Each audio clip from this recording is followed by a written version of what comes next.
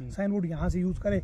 और मेरा जो एक्सपीरियंस है कि उसमें ग्रोथ ज़्यादा बेटर है इम्पोर्टेड प्लांट के बनस्पत। ये मेरा अपना अनुभव है। देखो मैं कोई ऐसा नहीं बोल रहा हूँ जिसने इम्पोर्टेड प्लांट लगाने वो प्लांट लगाए। तो अगर खर्चा थोड़ा कम करना तो रूट स्टॉक से स्टार्ट कर सकता है। अगर तो गवर्नमेंट अनुदान देते तो डेफिनेटली फिर तो 3 साल का पौधा वहाँ से आएगा, चौथे साल ही आप प्राप्त कर लोगे, ऐसा मानना है। अभी आपने ये जो 2019 में ये प्लांटेशन किया था, जी। तो अभी एक्चुअल यील्ड कब आया इसका? एक्चुअल इसका हमारे को 2025 और 26 में हमारे को क्लियर हो जाएगा। अब 26 में जो हाईएस्ट यील्ड जो आएगी उसके ऊपर जाने वाला है नहीं है। तो अब हमारा मानना ऐसा है, जो मैंने अभी पहले भी बोला कि हम 15 kilo definitely on an average इससे आ जाएगा, जो अभी तक का हमारे को शुरुआती रुझान लग रहे हैं। जिस हिसाब से इस साल भी क्रॉप थी, अगले साल क्रॉप आएगी, उसमें और नया एक एक्सपीरियंस ऐड हो जाएगा। तो 15 किलो तो मानता हूँ कि इतना तो हो ही जाएगा। 3-4 साल का वेटिंग पीरियड ब्रेक इवन निकलने के लिए, ब्रेक इवन के लिए 4 to 5 ईयर। अगर आपके अच्छी मेहनत है तो 4 साल में भी निकल सकता है, लेकिन 5-6 साल तो ब्रेक इवन पॉइंट आ जाएगा।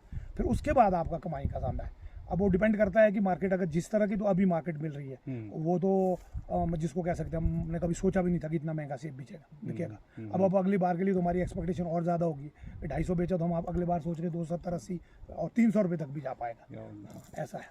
यानी आप डिफरेंशिएट अगर करेंगे गाला और डिलीशियस में जी, तो अभी लो एलिवेशन में और हाई एलिवेशन में तो आप कौन सी वैरायटी को रिकमेंड करेंगे? सर रिकमेंडेशन तो मैं कह नहीं सकता हूँ, बट लेकिन ये दोनों ही इंपॉर्टेंट है, क्योंकि इसमें आपको पॉलिनेशन भी तो चाहिए ना सर। क्रॉस पॉलिनेशन के लिए गाला का पॉलिनेशन डिलीशियस से होता है, डिलीशियस का पॉलिनेशन गाला से होता है। It is required. हाँ ये है कि भी आपकी रेशियो 50-50 ना होकर, मेरे ख्याल से जिन एलिवेशन कम है 6000 की हाइट से या 7000 की हाइट से नीचे, तो 70% गाला पे जाएँ लोग, 30% डिलीशियस पे जाए, क्योंकि डिलीशियस भी रिक्वायर्ड है। क्योंकि बिना डिलीशियस के फिर गाला नहीं लगेगा, क्रॉस पॉलिनेशन होगा ना सर इसका।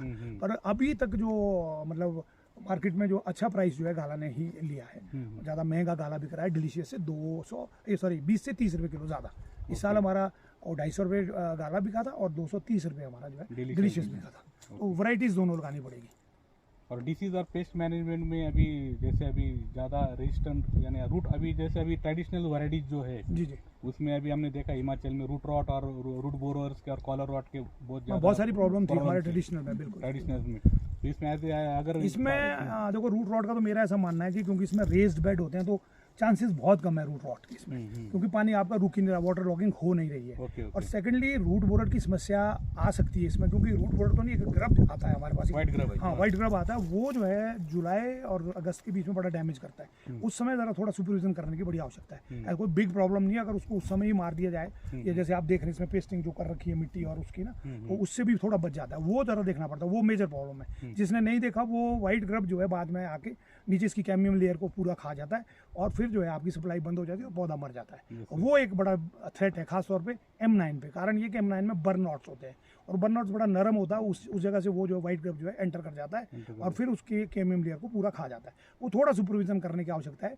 जुलाई में जब बीटल्स आती है, बीटल एग देगी, एग से जो है वो लार्वा तैयार हो जाता है, वो लार्वा इसको खाने के लिए है। अदरवाइज बाकी अभी इसमें कोई ऐसा बीमारी कोई है, फंगल डिसीज और बैक्टीरियल डिसीज की ज़्यादा बीमारी नहीं के चांसेस बहुत कम है। कारण ये कि रेस बेड है, और अब तो जो जिनेवा सीरीज आ गई है सर, उसमें तो जनरली वो root rot, collar rot, crown rot, even then आपका फायर ब्लाइट और वुली एफिड, सब के लिए उसमें टॉलरेंस है।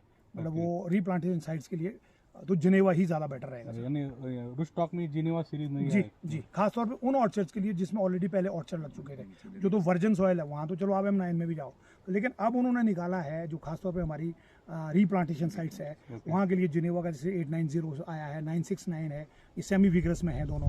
फिर आपका 213, 214, G41 ये आपके ड्वार्फ में है। तो जिसमें भी जाना जो M9 की तरह है सेम।